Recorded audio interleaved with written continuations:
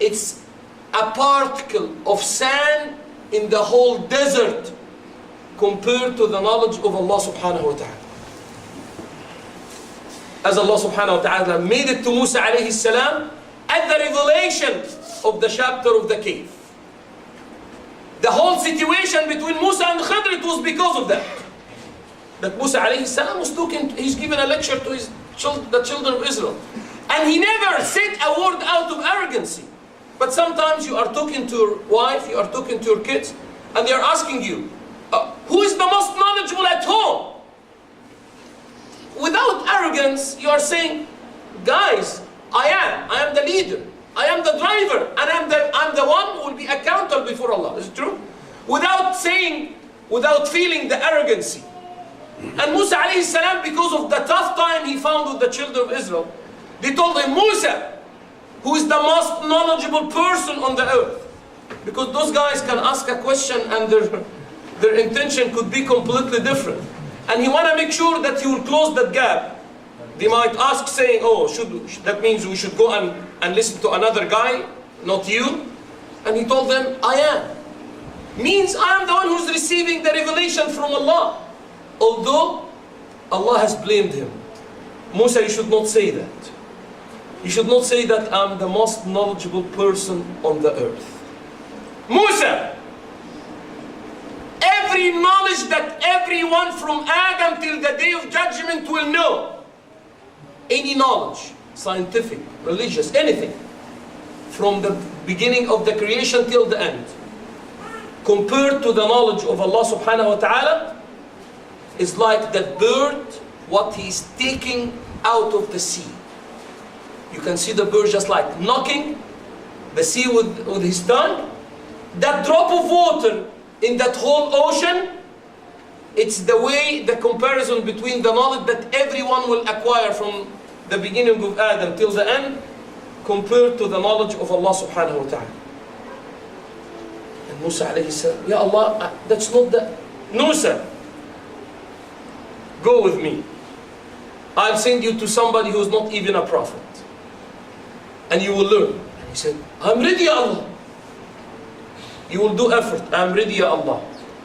You will walk a long time. I'm ready, Ya Allah. You will leave your people. You will leave your place. You will leave your wife. You will leave your residence. And go and acquire knowledge. I'm ready, Ya Allah.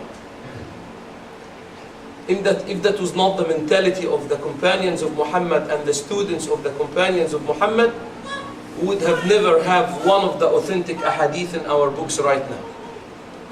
That's exactly what Bukhari and his teachers and his students used to do. Traveling from Bukhara to Yemen for 3 months behind one hadith. 3 months behind one hadith. And by the end he did not report it. Because he has realized that this guy should not be trustworthy enough to take the hadith from him. He memorized more than 1 million hadith. But he reported in his book 4,000 and few only. But he memorized more than 1 million hadith. And in order to report any one of those million, in order to be reduced to the number of 4,000 and few, he has gone through a very strict criterion, meeting with the guy, following his history, what we used to have in fiqh, jarh and ta'deel. It's a whole subject. You are gonna go about behind the history and the background of the narrator. And if he has fallen once in a mistake, Bukhari is getting him, it might not be even for us a mistake. For the hadith of the guy of Yemen, Bukhari went there and he saw the guy playing, making just like, he's playing with his camel. And he's showing his camel just like, if you have your garment, your jilbab, and you are showing your camel that just come, there are some food here. And Bukhari went there and he saw the guy has nothing in his garment. And he said, are you deceiving the camel?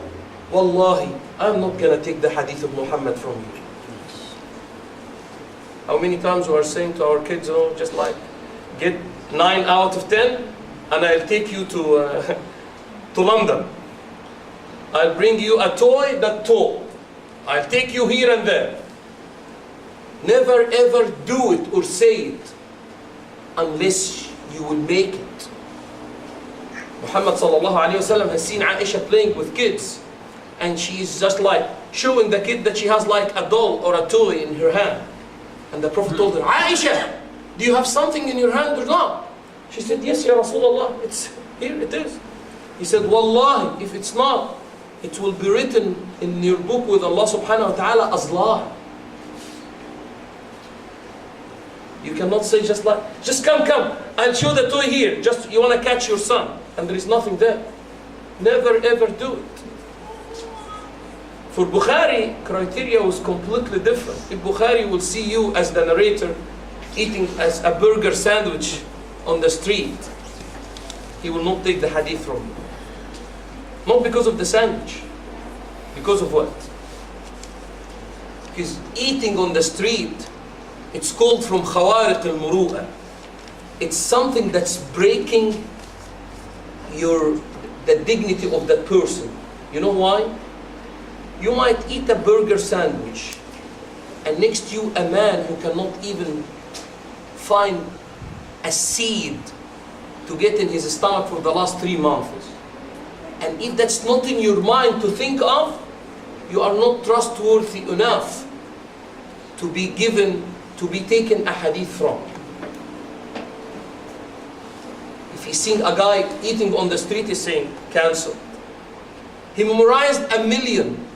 And the narration said, half of that million could be authentic. And many of them, Muslim has made it authentic in his Sahih. And many of those, Nasa'i has done the same. But for Bukhari, he said, no. That 4,000 or 4,300 hadith that I'm going to report in Sahih, that is the reason we are hearing the scholars saying, أصح كتاب بعد كتاب الله. The most, to that extent, the most authentic book after the book of Allah. To that extent, that whatever you have in Bukhari, and every hadith he used to report, Allah subhanahu wa ta'ala used to let Bukhari just before Fajr, seeing Muhammad sallallahu alayhi wa sallam in his Fajr, for every hadith, subhanallah, telling him, Bukhari, go ahead and report. And if you see Muhammad, he is Muhammad. Done. You cannot mistaken seeing Muhammad sallallahu alayhi wa sallam. You can mistaken seeing anyone, but not Muhammad alayhi salatu wasallam. We need to get out of the introduction, and whenever we'll go inshallah into the story of Musa and Al-Khidr, and how is the effort, and how sometimes the deen of Allah subhanahu wa ta'ala, we need to understand that we have a limited mind. Because some crazy human beings are still judging the deen of Allah based on their mind. Whatever it will match theirs, they're saying, oh, that makes sense. Who are you? And what's your sense? Does it make sense for me that you have come out of a sperm, and by the end you are going to the bathroom, getting here and there? But that's Allah's creation. What does it make sense? What you are saying in order to say sense. We have in our deen, سَمِعْنَا وَأَطَعْنَا. Oh, just let me think about what?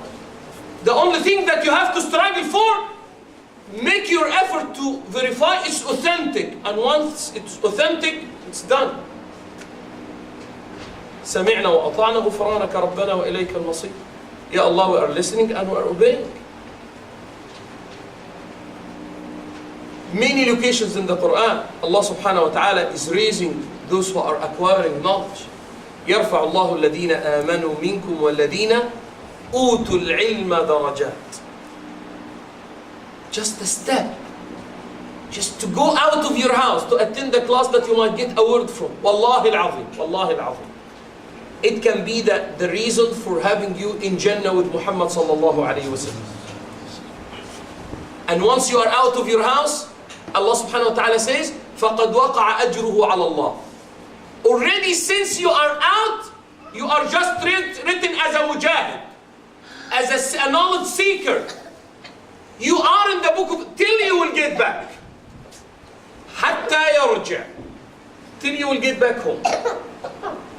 It doesn't matter the time. It can be a minute, it can be an hour. And the more you will get, the more with Allah subhanahu wa ta'ala. With the steps, with the kilometers, with the gauge, whatever.